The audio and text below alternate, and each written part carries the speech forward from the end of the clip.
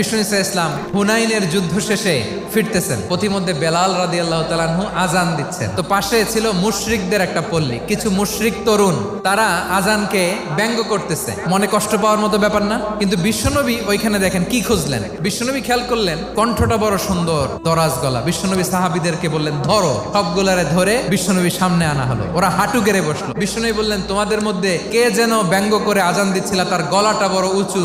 আবু মাহজুরা বলে আমার বন্ধুরা সবাই আমার দিকে আঙ্গুল দেখায়। আবু মাহজুরার মাথায় হাত দিয়ে বললেন এবার আজান দাও দেখি। আবু মাহজুরা বলে আমি তো আজান দিতে জানি না। বিশ্বনবী বললেন তাহলে আসো আমি তোমারে শিখাই দেই। বিশ্বনবী একটা বাক্য পরে, আবু মাহজুরা পরে, বিশ্বনবী পরে, আবু মাহজুরা পরে। আবু মাহজুরা বলে এক একটা বাক্য পড়ি আমার কলিজাটা গলে ঠান্ডা হয়ে যায়। বিশ্বনবীর সাথে দাঁড়িয়ে উনি শাহাদা পড়ে মুসলমান হয়ে গেলেন। বিষ্ণু ইসলাম বললেন যাও আবু মাহজুরা, আমি তোমাকে পৃথিবীর শ্রেষ্ঠতম মসজিদ মক্কার মসজিদুল হারামের মুয়াজ্জিন হিসেবে অ্যাপয়েন্ট করে দিলাম।